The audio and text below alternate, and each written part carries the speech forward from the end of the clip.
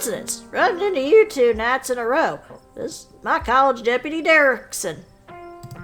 You. Pleased to meet you, Princess. Apologies for my absence yesterday. It was a special bowling night, you see. A man has to have his me time. But I'm briefed on the events of last night, even though we're still not sure if what went on could be considered a crime. Duke has been missing since then, and we found neither hide nor hair of him. Could be he's just on an extended hunting trip. Won't be the first time he's done something like this. We found the footage showed his body. I was told the footage showed his supposed body, but we couldn't get the camera working. So no way to confirm until we track him down. Now, I understand both of these were terribly unfortunate accidents and nothing to do with you being in the area, but... As officers of the law, we have to understand we get a little suspicious when we see the same face multiple times in a row. And we have to ask, apparently those teenagers were doing... What exactly were those teenagers doing in a shuttered mine owned by your family? And why were you down there with them? Let's see. We saw some teens sneak into an abandoned mine, so we went after them. We were just trying to do the right thing. Of course, very noble you. Pardon our questions, just trying to gather all the facts. Just being thorough, on duty as officers of the law. There's nothing more if you can tell us. I suppose we'll let you go on your evening. But we may be in touch. Have a good one. There they go. He tips his hat at you. The two officers wander back towards the mine. Derrickson taking notes as they examine the scene. You make your way towards Stella and Kaneki. Tabitha looks pretty distressed right now. You probably got comments about I'm butchering her name. I can't believe 2 nights in a row. Is it my fault, Neeks? Stella, no. This is all just an awful coincidence. It's not your fault. Oh, hey, I guess the cops are done with you.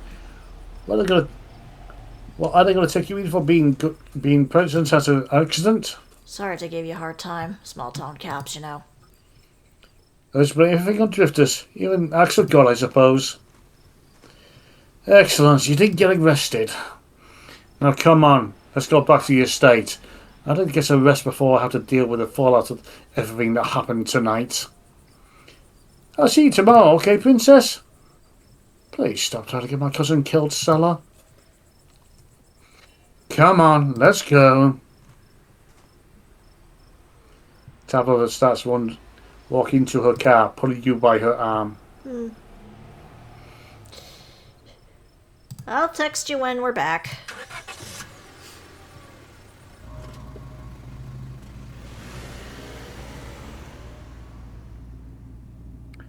She doesn't say a word as the car cuts along the road. You keep an eye on the surrounding windows as it drives by, wary of what may lurk beyond the tree line. How you holding up? Poorly, but rather we didn't get into it.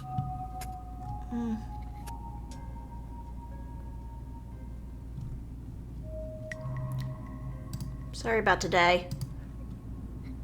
She doesn't answer. Okay, she's not gonna talk. Goddamn annoying, awkward car drives. Why do you treat Stella like that? Didn't you two used to be friends? It was a different time in my life. I just wish she would get that we're not in high school anymore. I'm a different person than whoever she thinks she knows. Poor Rosalina. Poor Oscar. He should have kept tight reins on that girl. I never got into trouble like that when I was a teen. Purlaned, thank you for that. Hated it all. I hated it at the time, but the strictness paid off. Why am I telling you this for? You could tell me stuff. I'd like to know more about you. And about Pearl Ann, for that matter. Maybe they're just weak. I don't have the energy to get into it right now. But I think I'd like that.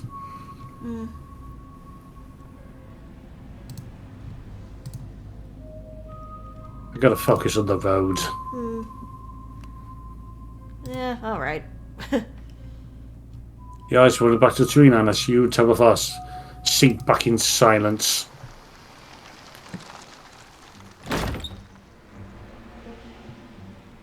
Yeah, back in the estate, the musty stench of the decaying mansion greeting you with its undertone of mildew and wood rot.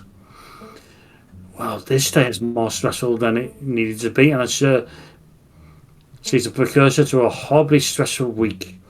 And going to bed, I suggest you do the same. Thanks for calling me about those kids, by the way. It was unexpected. You could have no shut off waiting for me. I'm too tired to argue. I feel if we had waited, then we would have had 3 dead kids. So. I'll see you in the morning. Tabitha returns and makes her way upstairs, her posture defeated. Well, okay. You head up to your room to turn in. You clash in Tabitha's dusty guest bed. Your head empty your thoughts. After your time in the shore mine, you barely even notice the dust.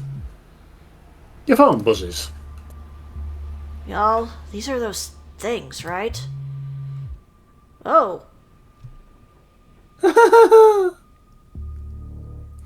She sends a picture of a pair of dustlings by Ditchlings. I saw them again too. Oh, good. They stop staring from a tree. What the fuck? These things are definitely not hairless monkeys or raccoons or whatever. I don't know what the hell they are. There's still even more to them being here than the mine collapse. No way I'm sleeping tonight. Yeah, think about looking out the guest room window. By this point, you're too exhausted to leave your bed. The adrenaline from the evening finally wearing off, replaced by a creeping exhaustion that threatens to overwhelm you. Your limbs feel heavy, your eyelids slipping down your eyes even as you stare down at your ominous pictures on your phone. If they went for the pit of dread boiling in your stomach, you could almost feel completely comfortable as you settle between the seats, your tired bones sinking into the decrepit mattress. Ugh! You close your eyes, you see Rosalina's face twisted in pain, staring at you with tear-soaked cheeks, trapped by powers beyond her control, terrified of what her now uncertain future will hold. Ha ha ha! Doors open. Yeah. Oh, hello, Frou Frou. Oh, goddamn cat! It's just a cat. It's always just a cat. Don't read into this. The women kicked me out. Just want a warm place to sleep. Nice to see another living creature, even in the unfriendliest type of us cats. The comfort of presence sets your mind at ease. You finally slip into a deep sleep. You can close the door behind you, you damn cat. Yeah. Oh no. Where's this going?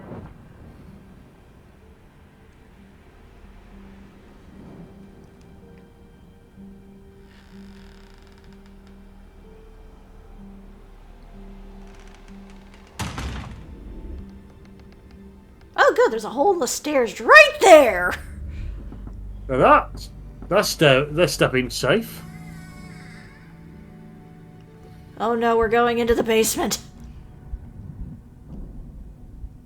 There's a princess in the basement, and it's our mission to kill her.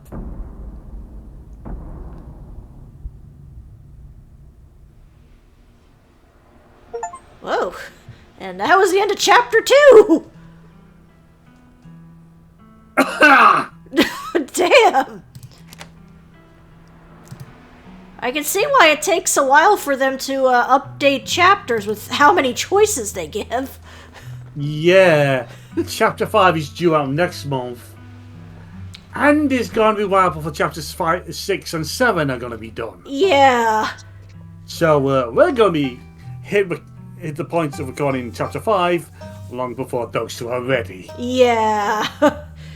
Nice to have plans for the future. Yes, it is. But oh boy, things are really ramping up already.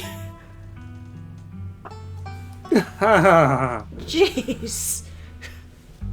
This does things that Slay the Princess doesn't. Yeah.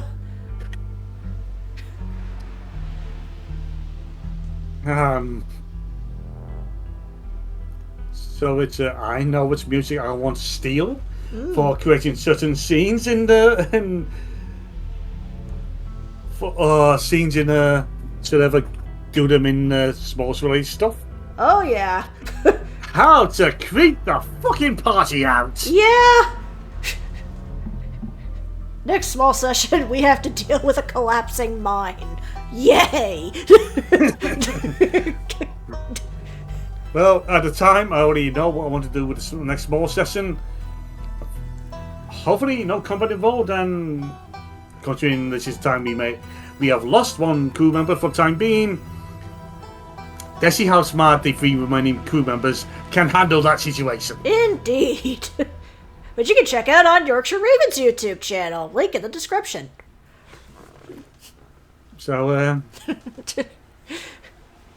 But yes, we will see you guys in Chapter 3. So until then, thank you very much for watching, and don't go into any creepy mines.